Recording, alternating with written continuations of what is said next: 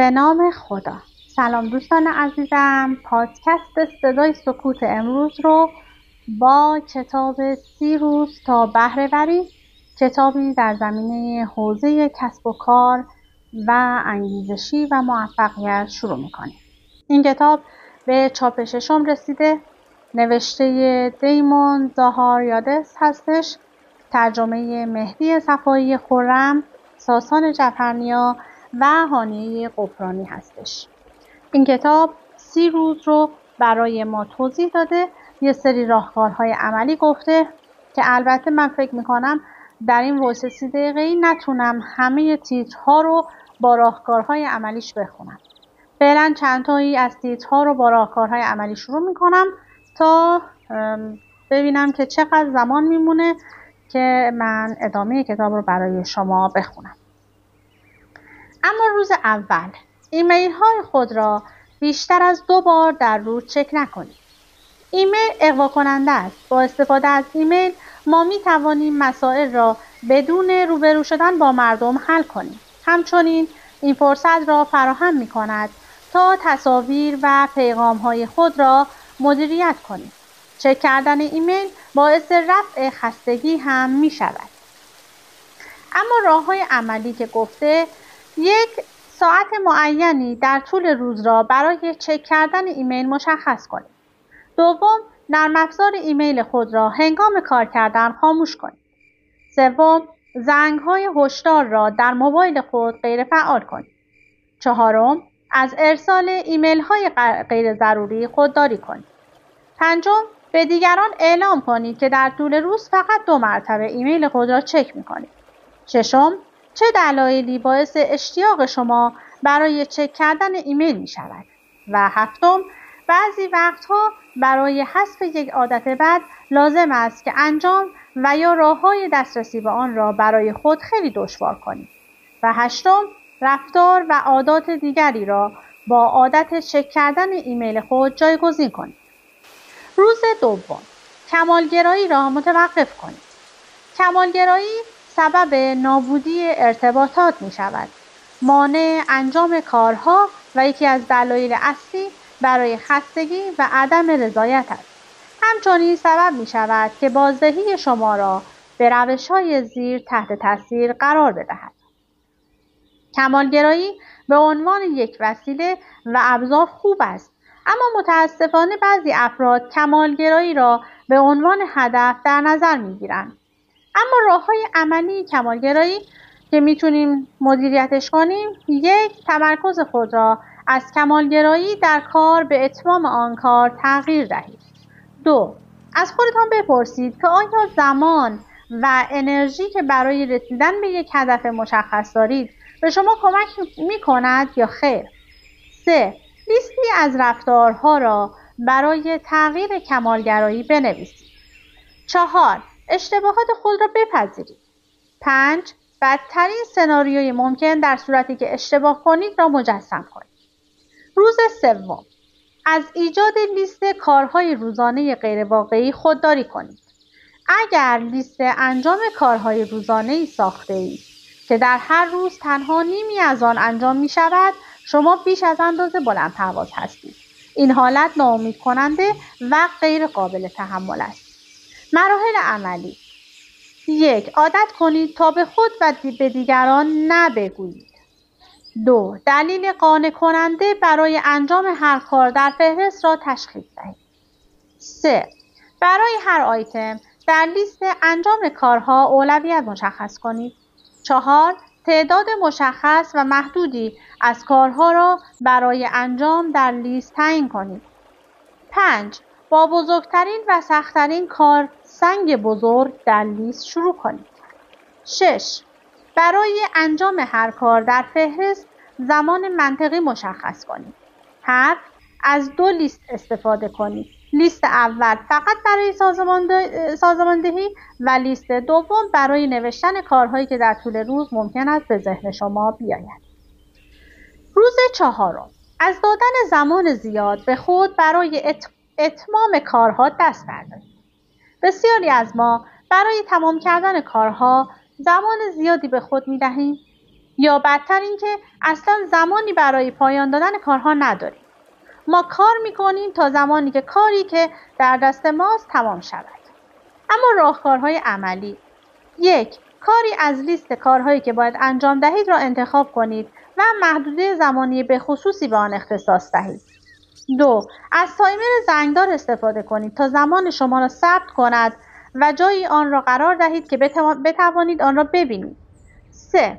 از تکنیک پومودورو استفاده کنید که روشی پایه برای کار به مدت 25 دقیقه و استراحت به مدت 5 دقیقه است. 4. تماس‌های تلفنی، پیام‌ها، ایمیل و شبکه‌های اجتماعی را رها کنید. 5. متعهد شوید که رأس ساعت 5 عصر کار خود را تعطیل کنید. 6. پیشرفت کاری خود را بررسی کنید. 7. بازه زمانی خود را اصلاح کنید. روز 5. خود را به خاطر اشتباه و شکست‌های گذشته سرزنش نکنید. هاروی مکی، نویسنده کتاب پرفروش شنا با کوسه‌ها بدون آنکه زنده بلعیده شوید، در مورد اینکه خود را برای اشتباهات گذشته سرزنش نکنید میگوید: نگرانی در مورد گذشته و یا آینده اصلا مفید و جالب نیست. زمانی که شما خود را برای خطاهای گذشته سرزنش می‌کنید و یا از هر موضوعی فاجعه درست می‌کنید، دست نگه دارید. نفس عمیق بکشید و از خود بپرسید: برای کسب موفقیت چه کاری همین الان و در حال حاضر می‌توانم انجام دهم؟ مراحل عملی: 1. از اشتباهات گذشته به عنوان فرصتی برای یادگیری استفاده کنید. 2. به دنبال فرصت‌هایی باشید که بتوانید چرخه کار خود را بهبود بخشید. 3. به خاطر اشتباهی که انجام داده اید از خودتان تشکر کنید. 4. توقعات خود را ارزیابی مجدد کنید. 5. اهدافتان را دوباره ارزیابی کنید. مطمئن شوید که اهداف دستیافتنی است و به چرخه انجام کارهای شما کمک می‌کند. 6. از تلویزیون دوری کنید.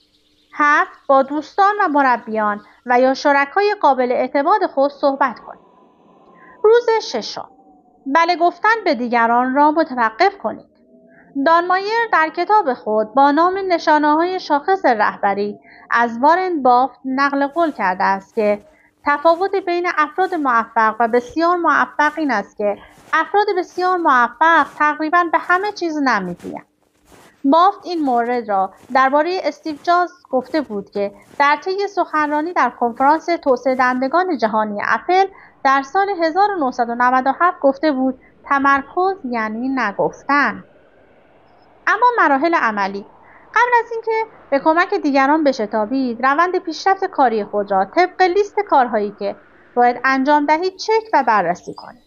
2. به خود یادآوری کنید که صرفاً چند مورد از درخواست‌ها واقعاً ضروری و فوری هستند. 3. سوال کنید که آیا این امکان وجود دارد که بعداً به آن شخص کمک کنید؟ 4. از خود سوال کنید که در مورد کمک کردن به چه چیزی قرار است متعهد شوید. 5. در مورد کارهایی که شما به دیگران در آن زمینه‌ها نمی‌توانید کمک کنید از قبل مشخص کنید.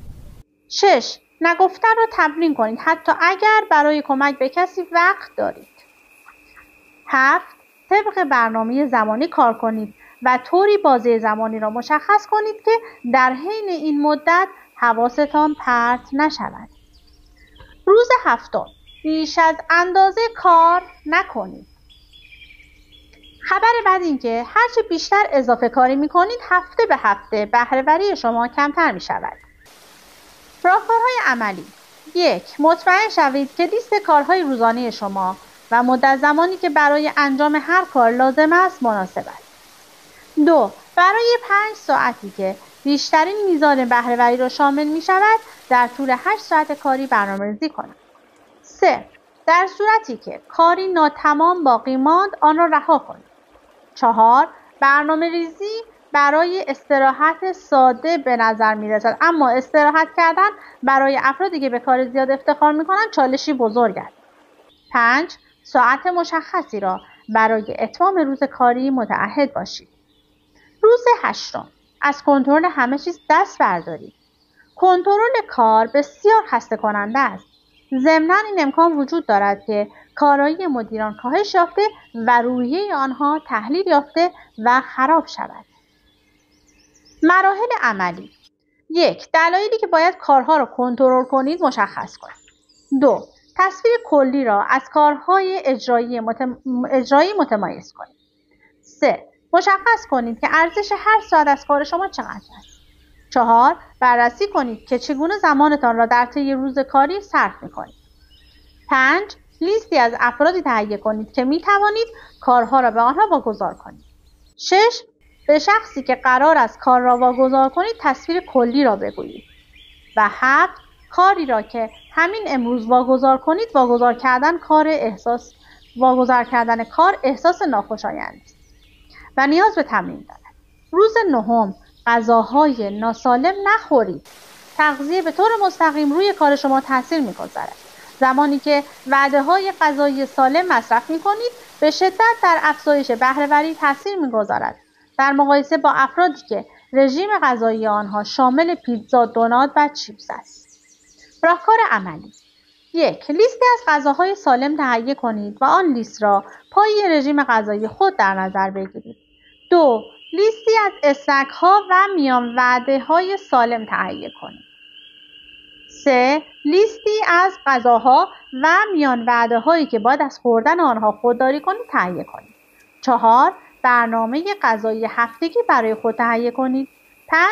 برنامه زمانی برای غذا خوردن تهیه کنید. روز 10: عقب انداختن کارها را متوقف کنید. ما تا حدودی به تعویق انداختن کارهایی که مانع از فعالیت‌های لذت بخش آنی می شود به نوعی عادت کرده ایم. اما مراحل عملی: 1. لیست کارهایی که باید انجام دهید را تغییر دهید. 2. برنامه کاری کاملا مشخص شده ای را تهیه کنید. 3. روش‌هایی پیدا کنید که مشغول باشید. 4. پروژه‌های بزرگ را به قطعات قابل انجام بشکنید. 5. برای هر پروژه یا کار دلیلی مشخص تعریف کنید. 6. به دنبال پاسخگویی باشید. روز 11: تعویق انجام کارهای سخت را متوقف کنید. تمایل به تعویق انداختن کارها عواقبی برای ما دارد، به این صورت که ما کار کمتری انجام می‌دهیم، روی چیزهای اشتباه تمرکز می‌کنیم و حتی ممکن است حس شکست خوردن را به خاطر به تعویق انداختن مکرر کارهای مهم داشته باشیم. اما راهکارهای عملی: 1. هر روز صبح ساعتی را برای حرکت دادن سنگی بزرگ کنار بگذارید. 2. برای روز خود 2 سنگ بزرگ انتخاب کنید، نه بیشتر. 3. شروع این مرحله شاید مانند یک پیاده‌روی ساده به نظر برسد. 4. انتظار موانع را داشته باشید. 5. در مورد اینکه چگونه مغز شما سعی می‌کند از انجام کارهای سخت فرار کند آگاهی داشته باشید. 6. محدودیت زمانی مشخص کنید. روز 12: دیدن شبکه‌های اجتماعی در طول روز را متوقف کنید. شبکه‌های اجتماعی شبیه مواد مخدر طراحی و ساخته شده‌اند، بدین معنا که به شکلی پایه‌ریزی شده‌اند که اعتیادآور باشند. راهکارهای عملی: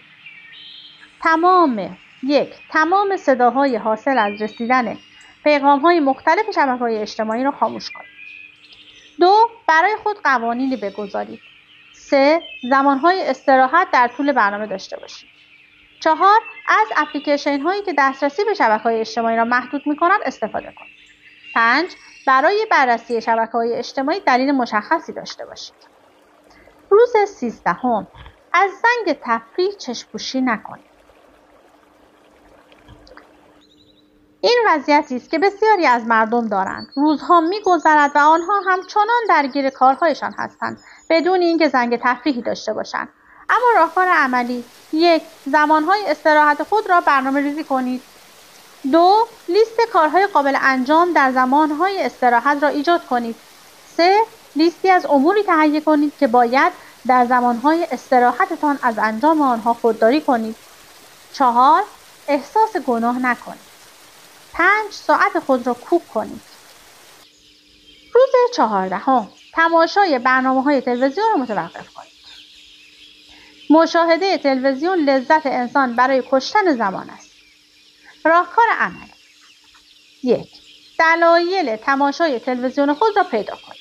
2. ببینید چند ساعت از وقت خود را برای مشاهده تلویزیون صرف می‌کنید. 3. لیستی از فعالیت‌های جالبی که با دیدن تلویزیون آنها را از دست می‌دهید تهیه کنید. 4. 3 برنامه تلویزیونی را انتخاب کنید. 5 که نداره. و روز 15 ایجاد سیستم مدیریت کارهای تکراری را پشت گوش نیندازید. من از اینجا سعی میکنم که برای شما تیتروار بخونم. البته مثلا 15 راهکارهای عملی رو میخونم تا ما بتونیم پایان 30 روز رو تموم کنیم. مراحل عملی: لیستی از کارهای تکراری را که باید به صورت روزانه، هفتگی و یا ماهانه انجام دهید را تهیه کنید. 2. بررسی کنید که چقدر زمان برای انجام یکی از این کارها در لیست صرف می‌کنید. 3. کارهای تکراری که قابلیت سیستماتیک شدن را ندارند مشخص کنید. 4. به دنبال نرم افزاری باشید که بتواند به شما در سیستماتیک کردن کارهای تکراری کمک کند. 5. برای برنامه‌ریزی کردن کارهای تکراری از تودوئیست استفاده کنید. به خود یادآوری کنید که انجام این کار وظیفه‌ای است که شما باید آن را انجام دهید. 6. به صورت ماهیانه لیست کارهای تکراری را که باید هر روز انجام دهید مورد بررسی قرار دهید. و اما روز 16 انجام چند کار را با هم متوقف کنید. روز 17 نپذیرفتن مسئولیت انتخاب‌های خود را کنار بگذارید. روز 18 گفتن عبارت آماده نیستم را متوقف کنید. روز 19 از سازماندهی روز خود چشم‌پوشی نکنید. روز 20 ابراز تأسف برای خود را متوقف کنید. روز 21 فعالیت برخلاف ریتم بدن خود را متوقف کنید. روز 22 ورزش نکردن را کنار بگذارید. روز 23 نگران قضاوت دیگران در مورد خود نباشید. روز 24 از توجه به اتفاقات روزمره دست بردارید. روز 25 از تمرکز روی کارهای معمولی دست بردارید. روز 26 گیر افتادن در اتفاقات ناگوار را متوقف کنید. روز 27 کار بدون هدف کاملا مشخص را متوقف کنید. روز 28 اجازه ندهید تلفن شما زندگیتان را کنترل کند. روز 29 از کار کردن تا زمانی که توان دارید خودداری کنید. و روز 30 اجازه ندهید استرس وارد زندگی شما شود. اما در پایان کتاب 10 نکته مهم برای عمل کردن به برنامه 30 روز تا بهره‌وری رو براتون عنوان کرده که برای شما میخونم. نکته اول: برای هر عادت لیست کامل با جزئیات ایجاد کنید. بسیاری از افراد وقتی میخواهند عادت جدید را شکل دهند توصیه میکنند سریع شروع کنید. استدلال آنها هم این است که زمانی که شما برای ایجاد تغییر مصمم هستید نباید وقت تلف کرد. اما این اشتباه است. پریدن در کار و دست به کار شدن بدون اینکه برنامه کافی داشته باشید بیش از آن که سود داشته باشد به شما ضرر خواهد زد. قبل از اینکه بخواهید هر عادت را از بین برده و با عادت جدید جایگزین کنید 1 یا 2 روز را صرف تهیه استراتژی کنید. اول اینکه بدانید چه چیزهایی سبب ایجاد تحریک می شود. زیرا این موارد می توانند به شما کمک کنند که در هنگام انتخاب استراتژی تغییر عادت روش بهتری انتخاب کنید. دوم اینکه لیستی از افرادی که می توانند به شما در ارائه بازخورد از پیشرفت شما کمک کنند را یادداشت کنید. سوم اینکه موانع شخصی که می تواند مانع کار شما شود را تعیین کنید و مشخص کنید که چگونه قرار است از پس آنها بر بیایید. نکته دوم: ثابت قدم باشید. ثبات قدم جزء کلیدی در موفقیت در هر کار است. چه این کار ترک یک عادت یا جایگزین کردن یک عادت به جای عادت دیگر باشد. استفاده مکرر از یک رفتار سبب تقویت این رفتار در ذهن می شود و تبدیل به واکنش اتوماتیک به محرک‌های مشخصی می گردد. به عنوان مثال، شما قبل از رفتن به رخت خواب دندانهایتان را مسواک می زنید. این عمل پس از چند سال استفاده در مغز شما نهادی نمی شود و به صورت اتوماتیک در می آید. در حقیقت احتمالاً اگر بدون مسواک زدن به رخت خواب بروید فکر می کنید چیزی درست نیست. این عادت تبدیل به یک عمل قوی در مغز شده است چون شما در انجام آن ثابت قدم بوده اید. همین ثبات قدم را در مورد شکستن یک عادت و جایگزینی آن با عمل دیگر در مراحل عملی مطرح شده دنبال کنید. نکته سوم، در آن واحد روی ایجاد یک عادت تمرکز کنید. همان گونه که در بالا گفته شد، شکستن عادت بد و ایجاد عادت جدید به جای آن کار سختی است. این کار نیاز به صبر، زمان، برنامه‌ریزی و مداومت دارد. انجام ندادن عادت جدید یا شانه خالی کردن از انجام آن کاملا عادی است، به ویژه اینکه شما سالها رفتار دیگری داشتید و آن را تکرار کردید. به همین دلیل باید در هر زمان فقط روی تغییر یک عادت تمرکز کنید، چون همین تغییر یک عادت به اندازه کافی سخت هست و تغییر چند عادت به صورت همزمان تقریباً نسخه‌ای برای شکست خوردن است و چندان عملی به نظر نمی رسد. این راهنمای عملی به صورت برنامه 30 روزه ارائه شده است، اما این بازه صرفاً برای ارائه کلی و توضیح مفاهیم ارائه شده و بدان معنا نیست که دقیقاً باید در 30 روز انجام شود، بلکه بیشتر برای این است که بدانید چگونه رفتارها روی بهره‌وری شما اثر می‌گذارد و راهکارهای عملی نیز مطرح شده است تا بتوانید طبق آنها عمل کنید. شما با این راهنما به راحتی می‌توانید شروع به کار کنید و عادات جدید را جایگزین عادات قدیمی کنید. اما نکته مهم این است که با یک عادت شروع کنید و چند هفته روی همان عادت کار کنید تا به انجام آن عادت کنید و بتوانید آن را به الگوی عمیق در ذهن خود تبدیل کنید. پس از اینکه با موفقیت انجام شد، سراغ عادت بعدی بروید. نکته 4، قدم‌های کوچک بردارید. مؤثرترین راه برای ایجاد و توسعه عادت جدید آن است که با کارهای کوچک شروع کنید و پیشرفت همیشگی اما کوچک به سمت هدف داشته باشید. داشتن گام‌های بلند و بازه‌های هدفی بزرگ می‌تواند سبب اتلاف انرژی و خستگی شما شود. به عنوان مثال، ورزش را در نظر بگیرید. ما در این مورد در روز 22 صحبت کردیم. اگر شما در طی 10 سال گذشته مانند سیب زمینی روی مبلمان لم می‌دادید، شروع برنامه با دویدن 5 مایل در ابتدا طبیعتاً چندان موفق نخواهد بود، چون بدن شما اصلا برای چنین میزان فعالیت آمادگی ندارد و باید برای رسیدن به آن مرحله تلاش کنید. روش بهتر این است که در ابتدا با 1 هفته پیاده روی شروع کنید، بعد در هفته دوم با راه رفتن سریع شروع کنید و در طی هفته سوم شروع کنید به 3 تا 5 دقیقه دویدن. قدم‌های کوچک بردارید، عجله نیست، به خودتان زمان دهید تا بتوانید با عادت جدید کنار بیایید. اگر ثابت قدم و مصمم باشید، در نهایت به آن هدفی که دارید خواهید رسید. نکته 5، برای هر عادت جدید یک محرک ایجاد کنید. محرک‌ها بخش اساسی در ایجاد عادت جدید هستند. آنها در حقیقت چاشنی شروع کارهای ما هستند و لذا سبب آسان‌تر شدن کار با عادت‌های جدید می‌شوند. به عنوان مثال، در نظر بگیرید که می‌خواهید داستان جدیدی بنویسید، اما نشستن روی صندلی و اختصاص زمان برای انجام کار برای شما چندان ساده نیست. برای ایجاد این عادت جدید نیاز به محرک دارید. یک ایده این است که ابتدا 1 فنجان قهوه بخورید و بلافاصله بعد از آن بنشینید و شروع به کار کنید. این کار را هر روز شروع کنید. این کار را تکرار کنید بدین صورت که 1 قهوه شروع نوشتن، 1 فنجان قهوه ادامه نوشتن.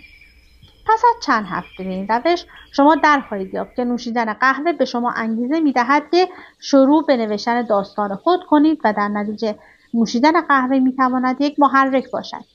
این تکنیک را می توانید برای جایگزینی عادات جدید با عادات قدیمی در کل این کتاب استفاده کنید. نکته ششم، عادت هر روز خود را بنویسید. نوشتن به عمل به خاطر سپردن کمک می کند. قرار گرفتن خودکار روی کاغذ مغز را تحریک به فعالیت می کند. در سال 2014 مطالعه‌ای در مجله علم روانشناسی چاپ شد. بدین مضمون که دانش آموزانی که نکات مهم کلاس ها را روی کاغذ می نویسند مدت طولانی تری نسبت به دانش آموزانی که اطلاعات را با لپتاپ می نویسند در خاطر نگه می دارند. از این نکته می توانید به عنوان مزیت استفاده کنید. هر روز صبح عادتی که باید روی آن تمرکز کنید را بنویسید.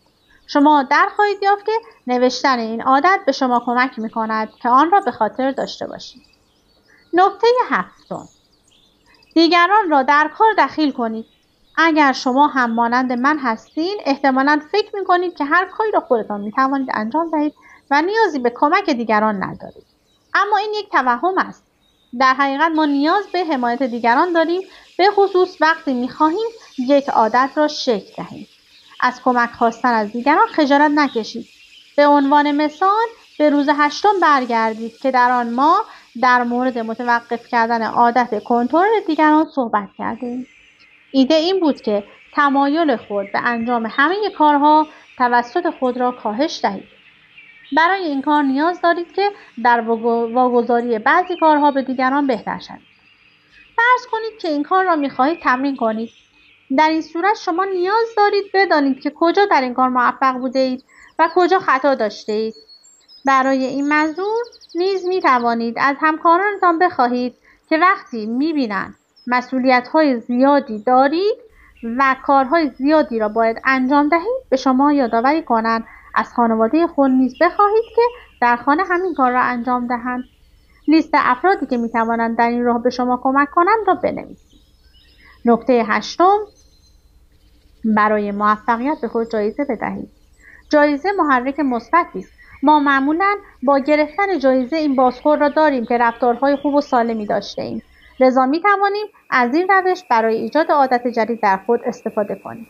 همین رفتار را برای خود نیز داشته باشید و از همین روش تمرین برای خود استفاده کنید. هنگامی که به یک بخشی از اهداف کوتاه مدت خود، مثلا تمرکز 40 دقیقه‌ای روی کار یا دویدن به مدت 10 دقیقه بدون توقف رسیدید، به خود جایزه دهید. این جایزه می تواند مغز شما را به انجام دوباره آن تحریک کند و این عادت قوی‌تر و قوی‌تر می گردد. نکته نهم، هر اشتباه را ارزیابی کنید. قبول نکردن اشتباه و نپذیرفتن شکست کاملا طبیعی است. زیرا در نهایت قبول شکست چندان خوشایند نیست. آسان‌تر است که خطاها و اشتباهاتمان را جارو کرده و زیر پشت پنهان کنیم که چندان به چشم نیایند. اما بررسی شکست و خطا کاری ارزشمند است، زیرا می‌تواند بازخورد خوبی در مورد فرآیندها و شرایطمان به ما دهد. شکست‌ها به ما متذکر می‌شوند که چه تغییراتی باید در روش‌های عملکرد روزانه خود بدهیم تا به نتیجه مطلوب راهنمون شود. و نکته آخر، نکته دهم، به خود استراحت دهید. ترک عادت‌های بد و جایگزینی آنها با عادتی که خوب و مناسب است کاری سخت است و فرقی ندارد که چه کسی این کار را می‌کند. پس از اینکه دلایل شکست خود را پیدا کردید ولشان کنید، نه اینکه به دلیل این اشتباه یقه خودتان را بگیرید و با آنها گلاویز شوید. من تعداد دفعاتی که برای ورزش روزانه تلاش کرده و شکست خوردم را نمی‌توانم بشمارم.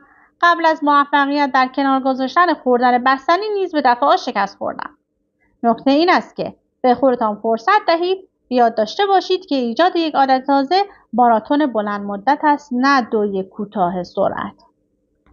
امیدوارم که از این کتاب خوشتون اومده باشه و لذت برده باشید و ازش بتونید استفاده کنید برای بهتر شدن کارهای روزمره‌تون.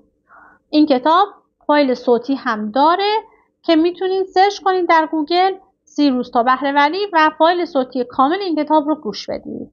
خیلی ممنونم که به من توجه کردید و با من همراه شدید. تا وایس بعدی، خدا نگهدارتون، مراقب مهربونیاتون باشید. خدا نگهدار.